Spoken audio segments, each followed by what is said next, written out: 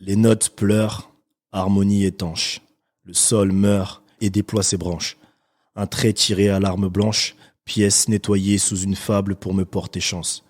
Les dieux chantonnent les comptines du roi pour bercer les diables. Mi-singe quand le monde veut se montrer, mi-ange quand il convoite notre pain. Altruiste, zone à risque, quand la bonté est hors piste, le cygne reprend ses progénitures. Dans un linceul de marque de luxe, le sang a laissé mûrir les fleurs, raison n'a pas la vérité du cœur, jusqu'à ce que la faux nous effleure. La mort est belle, car la vie est cœur, et les murs sourient, faisant disparaître leurs frontières. Les pages se remplissent de douleur à chaque pamphlet, messager indigne.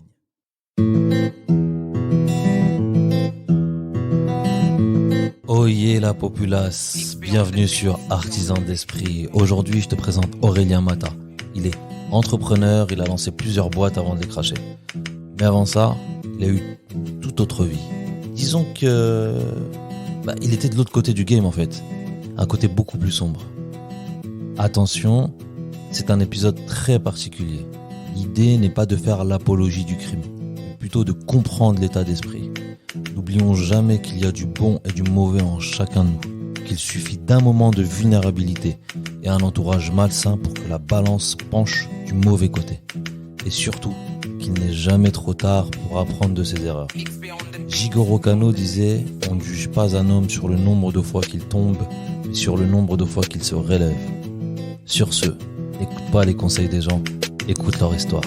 Tu connais déjà. On y va ? Yay, Allez, c'est parti. on est chaud. Aurélien, bienvenue sur le podcast Artisan de l'Esprit. Merci à toi, Osama. Franchement, ça fait plaisir. Plaisir partagé.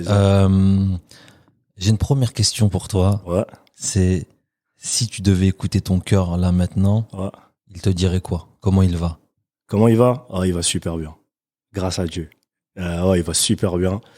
Parce que je suis, le verbe suivre, hein, je suis pleinement ce que j'ai envie de suivre et surtout j'ai accepté entre guillemets toute la négativité qui a pu avoir entre guillemets dans ma vie ou qui peut avoir dans ma vie, et le but c'est de prendre cette négativité là, accepter, être un maximum stoïque, mais surtout en fait la prendre et la transformer en positivité le plus possible, tu vois. Magnifique. C'est ce qui fait qu'en vrai ça va. Donc tu te sens apaisé alors ? Ouais, je suis apaisé. T'es serein ? Je suis apaisé de fou, serein de malade. Franchement, Super. serein de fou. Mortel. Écoute, merci pour ta réponse et toi, de toute façon on va apprendre à découvrir un petit peu ton parcours. Et l'idée c'est ça aussi.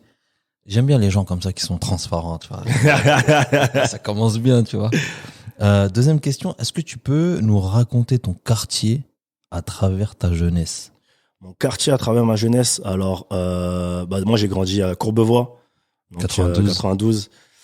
Ma jeunesse en soi, elle était assez particulière. Ça veut dire que dans mon quartier, c'est pas la galère de fou, tu vois, c'est pas des galères de dingue, mais on a un peu ce que moi j'appelais on a plus ou moins connu un peu la misère de l'autre rive, ce que j'appelle la misère de l'autre rive. En fait, c'est genre à Courbevoie, en vrai, le quartier, franchement, c'est une ville que je kiffe à la mort, tu vois. C'est une ville que je kiffe à la mort. Et on s'y sent bien de fou, tu vois. Sauf qu'on a grandi à côté de la Défense.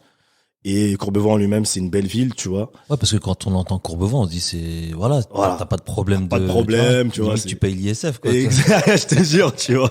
Et en fait, c'est que il y a beaucoup de mes potes, tu vois, on avait tous des familles, en fait, on a tous grandi avec des galères, avec des familles, avec des grosses galères financières. Ça fait que, mine de rien, malgré que les choses étaient plutôt jolies, donc ça, on a réussi, en fait, à pas non plus sombrer dans des grands vices, tu vois, à des hautes échelles. Bon, ça, il y a toujours quand je parle de vices à hautes échelles, tu vois, c'est à proportion bien gardée, tu vois. Mais, la plupart, en fait, des souffrances que mes potes ont eues, ou du moins des souffrances qu'on a connues au quartier, en fait, sont liées à vraiment le fait de voir la richesse qui est juste à côté de nous. Ouais. Et À savoir portée de main, à quoi. portée de main, et savoir que entre guillemets on était entre guillemets pas conviés à la fête, tu vois. Et ça crée beaucoup de frustration.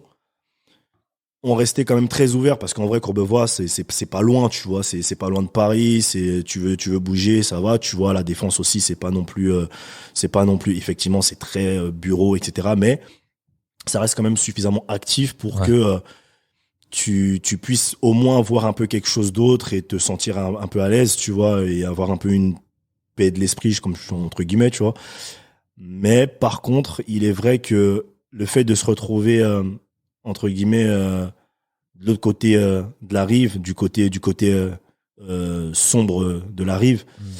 bah ça a créé pas mal de gars qui ont sombré dans des folies assez particulières, tu vois. Ouais. Mais attends, mais t'as quel âge au moment où tu te rends compte que, comme tu l'as dit, ça a portée de main, mais il y a pas il y a une fracture.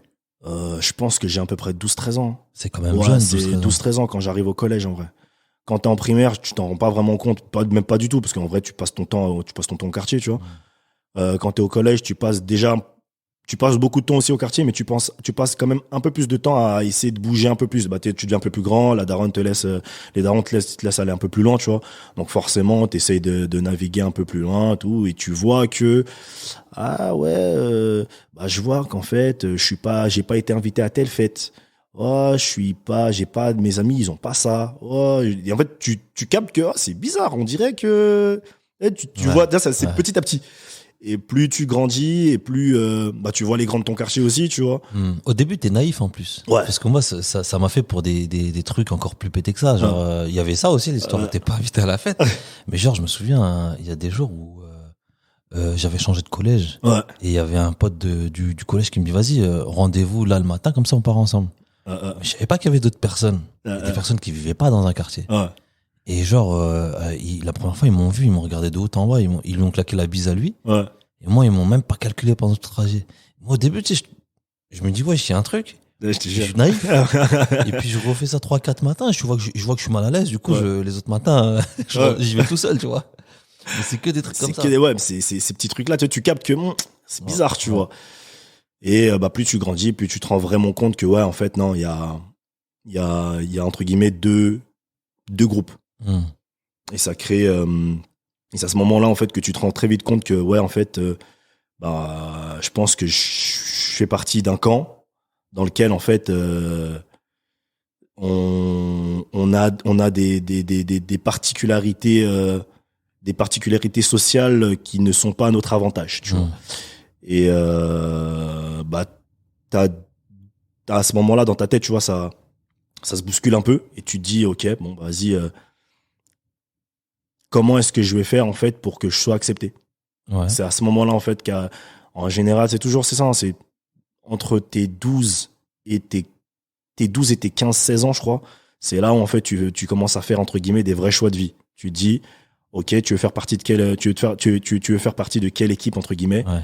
Est-ce que de ceux entre guillemets quand t'es dans ceux qui sont entre guillemets les rejetés, tu vois, tu veux faire partie de quelle équipe? De ceux qui tentent le tout pour s'intégrer, ou de ceux en fait qui se disent tu sais quoi, rien à foutre, je vais me débrouiller pour faire rentrer moi-même mes thunes, et moi-même je vais montrer que je suis bien mieux qu'eux. Ouais. Et t'en arrives en fait, bah voilà, à prendre des chemins un peu sinueux, tu vois. C'est pas c'est Au début tu te dis toujours c'est pas grandiose. Mais après, quand tu prends du recul, tu vois, quand tu grandis, quand tu prends du recul, tu te dis, ah, en fait, ouais, j'étais un gamin à ce moment-là, Ouais. et Mais c'est ça. C'est le moment où t'es le plus vulnérable. t'es plus vulnérable. Tu vois, tu commences à être hyper sensible à tout ce qui se passe. Et tu te dis, en fait, je sais pas si tu réfléchis vraiment à cet âge-là en réalité, si C'est t'es une vraie un question. peu émotionnel ou Ouais. un truc comme ça, tu vois. Est-ce que toi, t'as eu un déclic qui t'a dit, ok, vas-y, je passe à l'action? Parce que je pense qu'il y a toujours un moment où tu réfléchis, t'hésites, Ouais.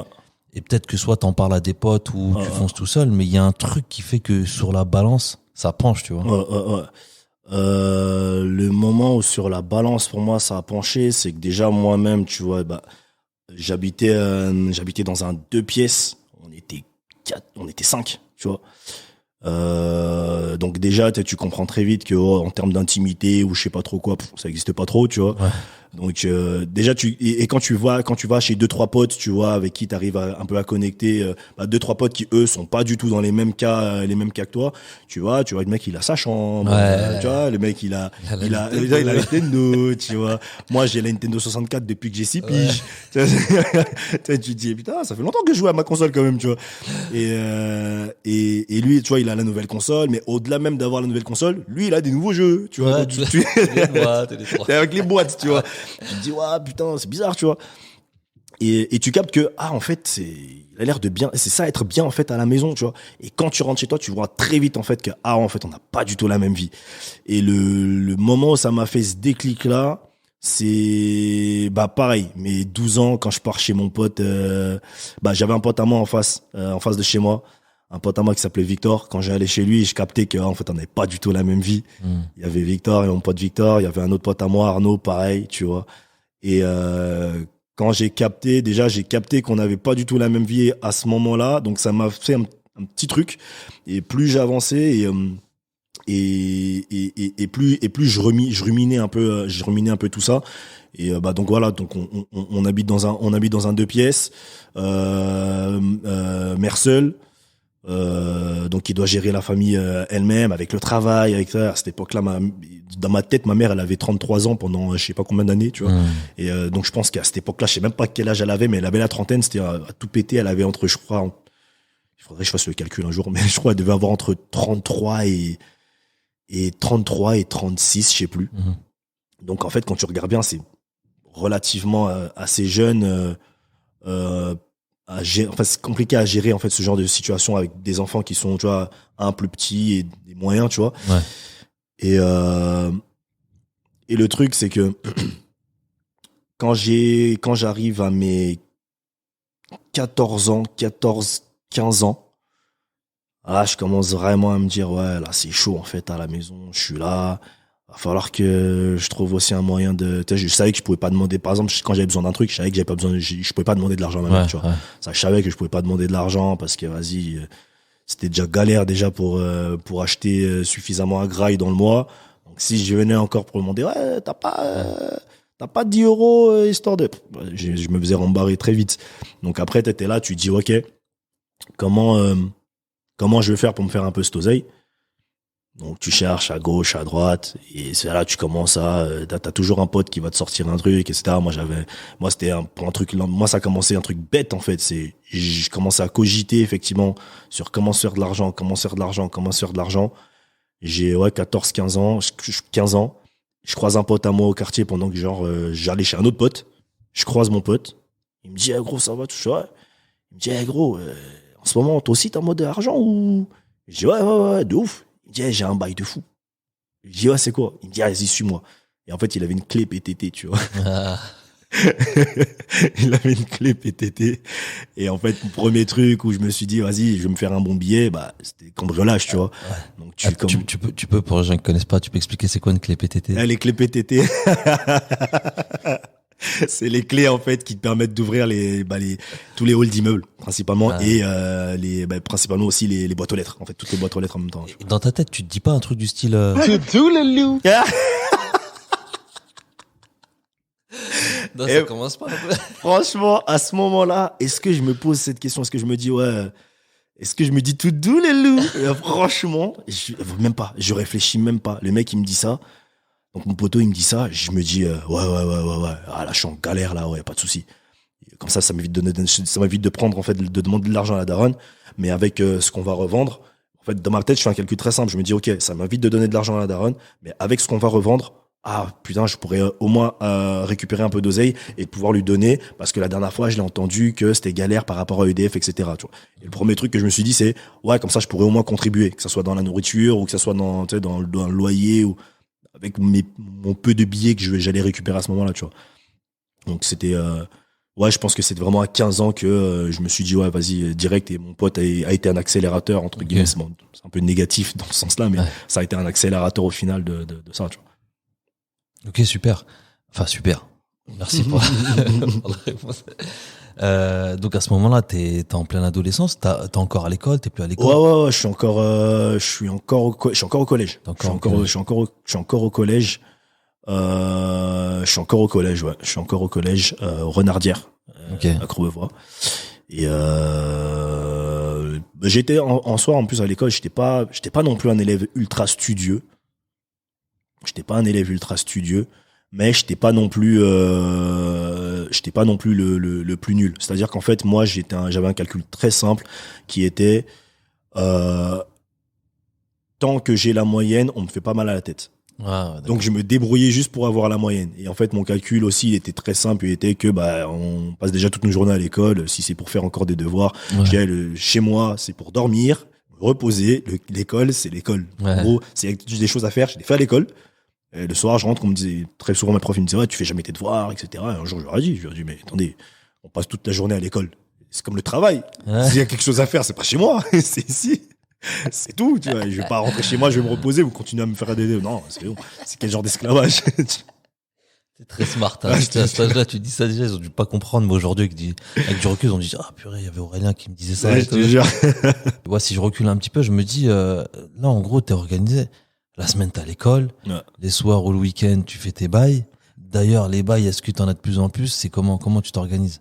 En vrai, pour le coup, à ce moment-là, j'avais pas une réelle organisation. Tu vois, c'était vraiment sur des coups de tête. T'as un truc comme ça où le poteau il te dit, ouais, vas-y, viens, on essaie de faire celui-là, tu vois. Et on se lançait comme ça, c'était vraiment pas du tout organisé. Là où j'ai commencé à avoir une espèce d'organisation, c'était à mes 16 ans. C'était à mes 16 ans quand mon grand frère vient me voir et il me dit, il me regarde, il me dit, ouais, mais en fait, toi, à la maison, tu fais quoi? Et je lui dis, comment ça, je fais quoi, tu vois? Et il me dit, ouais, tu fais quoi? Je dis, je suis à la maison, tu vois. Je vais à l'école, déjà, tu vois. Je sais pas, laisse-moi tranquille, tu vois. Et il me dit, ouais, la daronne, elle est là. Toi, t'es toujours là, tu fous rien, tu commences à grandir. C'est bien, l'école, etc. Mais est-ce que tu trouves un moyen, en fait, de ramener de l'argent? Et je lui dis, mais frère, j'ai 16 ans, qu'est-ce qui t'arrive, tu vois? Et c'est là où il me dit, écoute, tu vas commencer à travailler avec mon pote, tu vois. Et c'est là, en gros, moi, je me retrouve implanté dans dans tout ce qui est deal, au final. Donc, j'ai 16 piges et en gros, il me met dedans et je bosse avec, en fait, son pote. Et je me dis, bon, vas-y, je sais pas ce que je dois faire, mais tu sais, je suis là, tu vois. Et je commence comme ça, en fait, à côtoyer un peu le milieu de la bicrave, tu vois, le milieu du deal. Mhm. Et de comprendre un peu comment ça fonctionne. Parce que, en fait, voilà, mon frère m'a dit, il faut que tu ramènes de l'argent pour la mère, tu vois. Je lui ai dit, bon, vas-y, pas de souci, tu vois. Ouais. Et entre-temps, je vais à l'école. Et quand son poteau, en fait, qui est un grand moi, qui est un grand moi du quartier, en fait, de base, je me suis dit, bon, vas-y, j'y vais, quoi. C'est ouf quand même parce que c'est ton grand frère qui te ramène dans cet univers-là. C'est-à-dire que toi-même, t'avais fait une dinguerie avant, mais voilà, ça restait exceptionnel, tu vois, c'était pas fréquent. Et tu le ressens comment, toi, quand ton frère il dit ça? Sur le moment, je percute pas forcément. Je me dis, bon, ouais, peut-être que, enfin, je le percute pas je le percute pas de la manière dont on pensait que je pouvais le percuter. C'est-à-dire que moi, dans ma tête, à ce moment-là, la réflexion, c'est pas de me dire, ouais, il veut me mettre dans un bourbier, etc. C'est que le truc, je me dis, ouais, va falloir que, bordel, va falloir que je me dépatouille, en fait, pour faire quelque chose, tu vois. Okay. Ouais, ça me fait chier de travailler tout court. Voilà, en fait. ouais, de travailler tout court. J'étais là en mode genre, vas-y, c'est relou, tu vois. Ouais.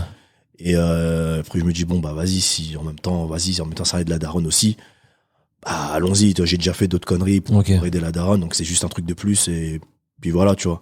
Donc à la fin, en fait, j'accepte la situation et je me dis, bon, vas-y, j'ai pas vraiment le choix. De toute façon, il m'a dit de le faire, donc vas-y. Est-ce que à ce moment-là, donc tu rentres concrètement dans le deal et tout, est-ce que tu t'es rendu compte qu'il y avait un avant Aurélien et un après Aurélien? Est-ce qu'il y avait un avant Aurélien? Vraiment à cette époque-là, tu vois, tu dis, est-ce que t'as pas perdu un peu est-ce que t'as pas perdu un peu de ton innocence en quelque sorte? Tu sais, ta jeunesse, t'es là, Ça, pour le coup, c'est vrai que je pense que ça a dû jouer sur pas mal de points. Exemple, je sais, par exemple, si on fait un petit bond en avant, à mes 18-19 ans, j'étais grave négatif, tu vois. Et j'étais rentré dans une phase qui était assez sombre, tu vois, mes 18-19 piges. Et c'est avec les années, je crois, quand j'en avais peut-être 25-26, que je me remémore ce moment-là. Je sais même plus pour quelle raison je me suis remémoré ce moment-là. Et je me suis rendu compte, en fait, que j'étais en dépression. Ah. Et je le savais pas, en fait, tu vois. Et parce qu'il s'avère qu'à ce moment-là, il était vrai que j'étais nerveux pour rien. Je m'énervais très vite. Et très souvent, je pleurais sans savoir pourquoi, tu vois. Et genre, c'était genre, par exemple, je pouvais me poser. Et c'était pas genre, je pleurais à chaudes larmes, mais c'était plus, je me pose, je regarde le vide et je commence à penser et genre, mes larmes elles commencent à couler. Et je savais pas vraiment pourquoi, en fait, tu vois. Ouais, je vois. Et sur le moment, je me suis dit, ouais, en vrai, c'est juste parce que j'ai le seum de la vie, entre guillemets, Ouais. tu vois, un peu en mode un peu ado, etc., tu vois. Mais avec les années, je me suis rendu compte en fait de ce que j'avais plus ou moins traversé à cette période-là et quelques temps avant. Et je m'étais dit en fait non, en vrai, t'étais juste en fait un gamin en dépression. Ouais, c'est Étant chaud. donné qu'en fait on n'en parle pas forcément connaît au pas. quartier, on connaît pas, tu vois. Et en plus, quand bien même on connaît, et on a une forme de pudeur. Mais Pudeur sur ce sujet, tu vois, Ouais. grave, tu vois, c'est en mode genre ouais non. Non, ça, jamais. Fragile. on va Fragile, dire, grave. Pas parlons moi, français, tu vois, vois. c'est jamais, pas moi. Comment ça? Des histoires de psychologue. Vas-y, pas pour eux. Et en Arrête. fait, alors que non, tu vois. Et il est vrai que, moi, avec aujourd'hui, tu vois, comme je le dis, je sais que, euh, bah, tout ce qui est psychologue ou autre, au niveau de la santé mentale, c'est assez, tu te sens assez faible. Ouais. Bah, en gros, c'est que tu ne parles pas assez. Tu ne, te livre pas suffisamment.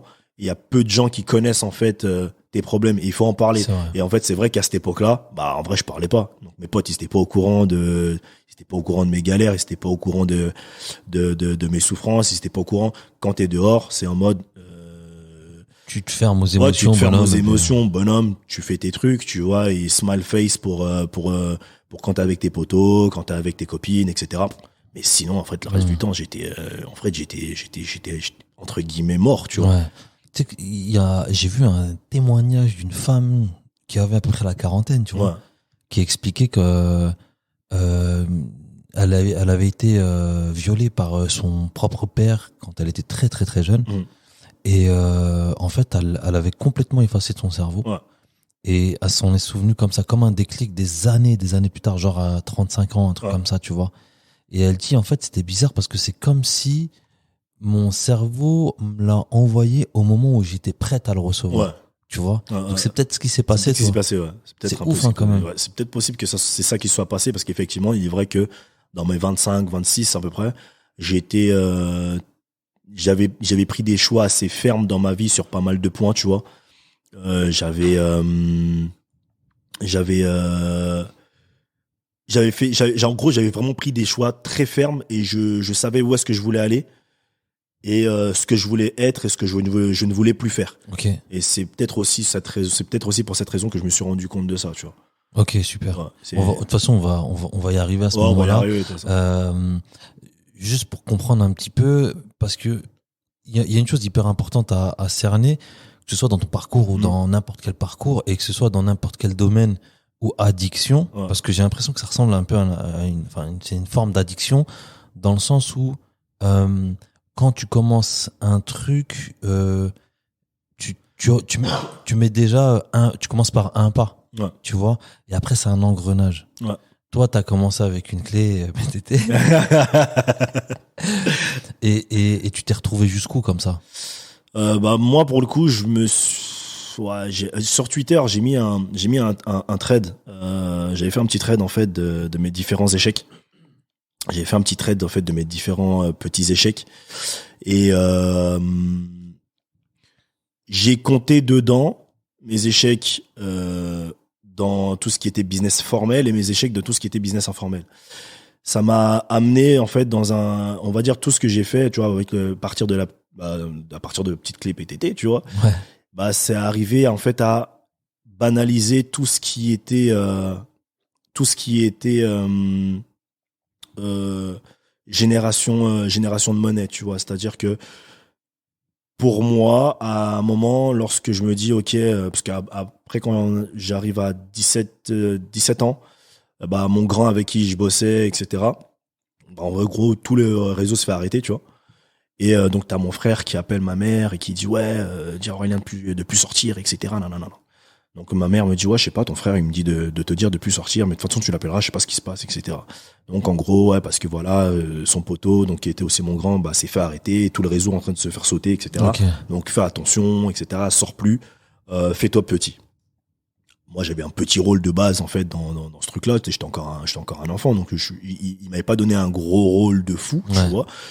Et lui-même, en gros, il m'avait dit, ouais, voilà, ton frère, mine de rien, tu sais très bien qu'il y a des trucs que je dois demander à ton frère avant de t'autoriser à faire certaines choses. Ok. Donc, je peux pas me risquer, moi, de te mettre dans des positions trop hautes, au risque que si toi, il t'arrive quelque chose, bah, tu sais que ton frère, il va me faire la peau sûr et certain, tu vois. Ouais. Et, et donc, en gros, voilà. Quand tout le monde se fait arrêter, bon, moi, je suis là. Bah, déjà, j'ai plus d'argent à ce moment-là. Ouais. Tu sais, je suis là. Et je travaillais à Franprix, si je me rappelle bien à cette époque. Je travaillais à Franprix, donc je me débrouillais après avec mes petits sous que j'avais en travaillant le dimanche matin à Franprix. Euh, mais lorsque, bah, de fil en aiguille, je fais mes trucs, bah, j'ai un autre taf après à Carrefour, je continue mes études, etc., etc. Mais j'en arrive à un moment à me dire, ok, ouais, ça devient un peu dur. Bah, le deal, on va dire la vente de produits illicites, je le voyais tout simplement comme un commerce. En fait, j'avais pas d'émotion sur le est-ce que c'est bien, est-ce que je vends à la mort, est-ce que ceci, Ok. ça me regardait pas du tout, ça me faisait D'accord. ni chaud ni froid en fait. Et Après, t'as baigné dedans. Ça, on le voit quand on Ouais. est jeune, tu vois. Donc, en plus, à notre époque, on voyait non. même Ouais, des seringues et tout. franchement, tu voyais des trucs, Ouais. enfin, c'est des trucs que tu voyais très fréquemment, tu Ouais. vois. Pour le coup, moi, j'ai beaucoup moins vu de seringues, pour le coup. En vrai, les premières seringues que j'ai vues, moi, c'était, bah, sur Paris, pour le coup. Ok. Dans mon quartier, c'était, il y avait plus de mecs qui fumaient de la beuh ou du shit. Mais après, les gars avec qui moi je bossais, pour le coup, eux, ils étaient principalement dans tout ce qui était coke, tu vois. Ok. Que eux, c'était en mode genre ils ont leur truc, c'est que ça, et puis ça rapporte plus d'argent pour eux, donc voilà. Et et pour le coup, en fait, bah moi dans tout ça, je regarde le truc et je me dis bah ouais, ça c'est du commerce en fait.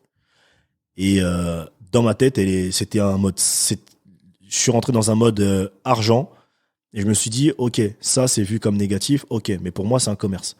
Ok. Et tout ce qui rapporte de l'argent, tant que ma personne n'a pas à se vendre, à se travestir. Et quand je dis à Ok. se travestir, c'est-à-dire que j'ai pas à changer qui je suis et j'ai pas en fait à aller dans des extrêmes qui ne me correspondent pas du tout.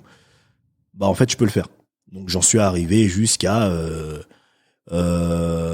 et ça je l'ai mis dans mon trait Twitter le jour où je crois on est en 2012 donc avec une autre meuf en fait, on discute, on échange et elle a des copines qui sont prêtes en fait à se donner pour de l'argent. Moi j'ai deux trois connexions de gars qui sont assez bien lotis, tu vois, qui ont quand même qui viennent de bonnes familles et qui ont justement qui viennent de bonnes familles a forcément entre guillemets d'autres amis de bonnes familles et qui sont prêts à payer pour des services à ces demoiselles, tu vois.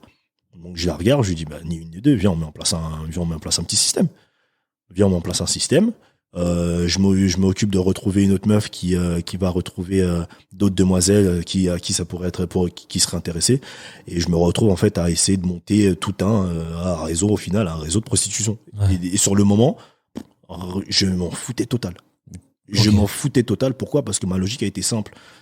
En fait, c'est pour ça que je dis que j'étais très straight en fait sur ces points-là parce que je pensais uniquement argent. Et Et puis dans ta tête, vu que tout le monde est d'accord dans l'histoire, tu te dis pas. voilà, c'est ça. Dans ma tête, tout le monde est d'accord. Et en fait, moi dans mon délire, c'était j'étais dans une optique de me convaincre déjà moi-même que ce que tu fais, c'est pas mal parce que tout le monde est d'accord. Ouais, c'est pas bien, mais c'est pas C'est mal. voilà, c'est pas bien, mais c'est pas mal parce qu'en fait, tout le monde est d'accord. Je Ok. n'oblige personne. Et donc, en gros, c'est, cette meuf à qui je bosse, elle m'a dit qu'elle avait des copines qui étaient prêtes à faire ça. Ses copines sont prêtes.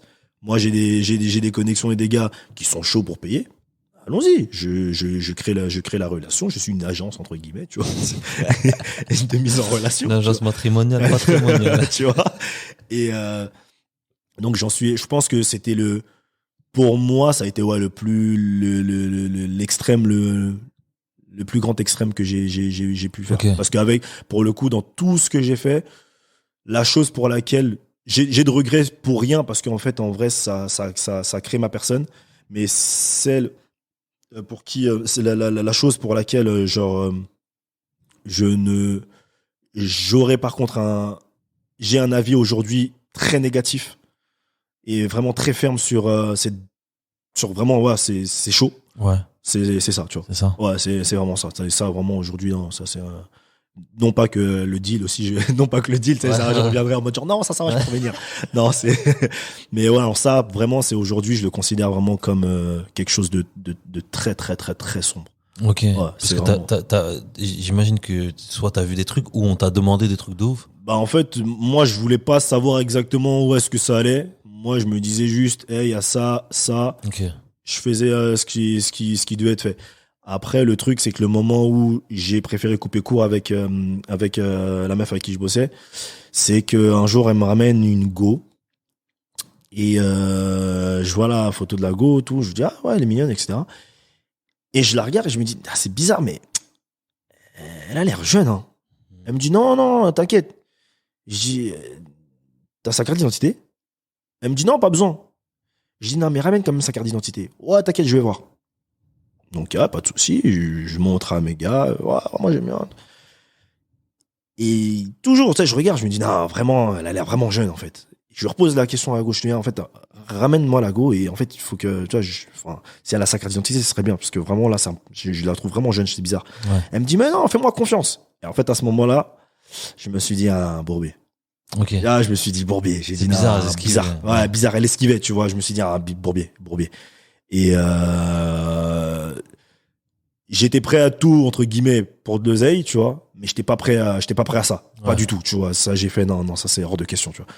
Et je lui dis, allez, c'est quoi, tranquille. Et depuis, je me suis dit, allez, tu sais quoi, je m'écartais, c'est bon. Ok. Là, c'était la goutte d'eau. C'était la goutte d'eau. C'était la goutte d'eau de trop. Je me suis dit, non, là, ça va trop loin, en fait. Ouais. Je préfère cut, tu vois. Et effectivement, parce qu'en fait, c'est compliqué, en fait, de savoir exactement qui est mineur, qui l'est pas, tu vois. Et je me suis dit, ouais, c'est te retrouver, en fait, à des niveaux comme ça, ouais, non. Trop dangereux. Ok. Trop dangereux et beaucoup trop sombre. Et c'est des choses que je trouve beaucoup trop dégoûtant pour que, voilà, tu vois. Ouais. Et c'est pour ça que, ça, j'avais coupé court après, tu vois. Ok. Ouais. Et je suis reparti après. Je suis reparti dans les trucs beaucoup soft, entre guillemets. Merci pour le partage, hein, quand même. Ouais. Donc, à ce moment-là, tu te dis, ça c'est la goutte de trop. Tu commences à faire machine arrière. Ouais. Au même moment, tu découvres des magazines. Là, pour le moment où je me dis où j'arrête, on est toujours en 2012. On est toujours en 2012. Là, on est en 2013. Faut savoir qu'en fait, de 2010 à 2013, j'étais à la fac. J'étais en fac de droit à Nanterre. Et t'as un de mes profs qui me disait, ouais, voilà, t'es plutôt bon en droit, etc. Okay. J'ai vu tes notes parce que je faisais éco droit, en fait, qui était un double cursus, mais c'était entre guillemets, apparemment, ils sont en train de tester ou je sais pas trop quoi. Enfin bref, c'était un truc assez bizarre. Et il m'a dit, j'ai vu tes notes en éco, franchement, t'es nul, mais t'es bon en droit, tu vois. Donc il m'a dit, ouais, oriente-toi vraiment en droit pur, etc. Nanana.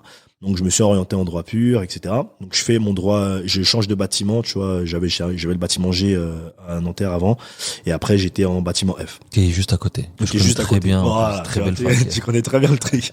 Et donc je suis là-bas. Je kiffe les cours, franchement les profs grave chaud et je kiffe le truc et plus les jours avancent et à ce moment-là déjà j'ai vraiment plus rien, tu vois, j'ai juste mon taf à Carrefour et les cours, tu vois. Et je me dis bon en vrai de vrai ça serait bien de de faire un choix, parce qu'en fait le taf commence vraiment à me prendre du temps. Enfin, le taf me mange beaucoup trop de temps sur mes temps de révision, etc. Ok. Et je me dis en vrai j'en ai marre d'aller au travail à chaque fois je sors des cours, etc. Ça me saoule. Et j'ai envie juste de me poser et travailler en fait, tu vois. Et je passais déjà énormément de temps à la BU. Et je me dis, vas-y, j'aimerais bien, genre, je termine la BU, je rentre et je vais dormir, je me repose. Et si j'ai besoin de réviser un peu, je révise et je repars en cours, tu vois, tranquille. Et je me dis, vas-y, tu sais quoi, il faudra que je fasse un choix. Je choisis entre maintenant les cours ou le taf. Ok. Je me dis, ok, vas-y, tu sais quoi, les cours, le taf. Je rumine ça pendant 2-3 jours. Et à la fin, j'en arrive à me dire, ok, tu sais quoi, j'arrête le taf et je continue les cours. Et je vais aller au maximum le plus loin possible, tu vois. Et je fais ma lettre de démission, tout. Je suis chez moi, je fais ma lettre de démission, tout ça. Et on arrive, je fais ma lettre de démission quand je suis en cours, enfin quand je suis à la fac. Et lorsque je rentre chez moi, je croise ma mère et on parle, etc. Elle me dit, ouais, en fait, dis-moi, il y aura pas moyen que tu me prêtes juste 400 €, etc. C'est juste pour payer un truc. Et en fait, à ce moment-là, quand ma mère me demande ça, je comprends très vite que, ouais, en fait, ouais, si j'arrête le taf là, c'est chaud. Ah ouais. Tu vois, Ok. j'ai compris très vite que ouais, si j'arrêtais le taf, ça allait être très très chaud. Et au final, j'ai arrêté les cours. Et Ça veut dire que pendant 3-4 jours, tu réfléchis. Et tu vois, là, tu fais preuve de bon sens dans le sens où, voilà, tu dis, non, mais ce qui est viable, même si ça prend plus de temps, c'est de passer par l'école. ouais. Mais tellement t'es dans l'urgence. Et en plus, dire non à sa mère, tu vois, C'est dur. C'est dur. tu vois. C'est dur de fou. Et ouais, donc là, tu vois, tu passes de 2-3 jours à prendre une décision Ouais. à une fraction de À seconde. une fraction de seconde comme ça, tu vois. Et à ce moment-là, quand je prends cette décision-là, je commence à bouder, mais de fou. Donc je termine quand même les quelques mois qui me restaient à la fac, tu vois. Mais je me dis putain, à la base, moi je voulais juste aller en cours tranquillement, faire mes trucs tranquillement. Aujourd'hui, je fais plus rien, tu vois, je suis plus dans mes trucs bizarres, etc. Et j'avais plus trop envie déjà de retourner dans tout ça, tu vois. C'est-à-dire qu'intérieurement, déjà, t'as la boule au ventre. Ouais, j'ai la boule au ventre en vrai, tu Ouais. vois. Et je me disais putain, moi je veux juste faire des trucs bien, tu vois. Et ma mère me demande de l'argent et je comprends que ouais, c'est bon, il faut que au final je pourrais pas arrêter le taf, il faut que je trouve un moyen de toujours avoir de l'argent parce qu'il faut pouvoir aider. Et donc quand j'arrête la fac, je suis que au taf, donc je suis que à Carrefour, je suis là et pareil, je galère. On est là 2014, 2013-2014 et 2014, j'en arrive à trouver un truc en tant que un taf de commercial sédentaire Ok. dans une régie publicitaire. Et je me dis, tu sais quoi, vas-y, je vais essayer de goupiller le truc et je vais voir ce que ça donne, tu vois. Donc c'est là où en fait je bosse là-bas et je fais comprendre à Carrefour que ouais, est-ce qu'il y a moyen de compresser mes heures en week-end ou de les réduire, etc. C'est juste parce que j'ai envie d'essayer un truc, etc. Enfin, j'essaie de m'arranger avec mon responsable, il me dit ouais, t'inquiète, vas-y, je vais t'arranger ça, etc. Donc j'ai réussi à compresser un maximum d'heures le week-end et pouvoir en fait moi travailler en fait en tant que commercial sédentaire dans la régie publicitaire, pardon. Et donc je bosse là-bas, je passe c'est du 9-17, 9-18, tu vois, un truc dans le genre. Et donc j'arrive, je passe beaucoup de temps beaucoup de temps entre guillemets parce qu'en vrai c'était pas si loin que ça, mais je passe du temps quand même à la gare, dans les transports, etc. Et je commence à avoir cette vie que moi je connaissais pas en vrai, tu vois, parce que moi mon taf à Carrefour en fait il était à 10 minutes, tu vois. Il était à 10 minutes à pied, tu vois. Et là je commence à comprendre le principe du métro boulot dodo, tu vois. Et je me dis putain, c'est vraiment ça en fait la vie des gens, tu vois. C'est ouf. Ouais. Alors que moi j'allais au taf à pied, tu vois. Ouais. À la base, je me dis putain, en fait je connaissais pas ce truc. Et se réveiller, tu vas prendre ton RER, etc.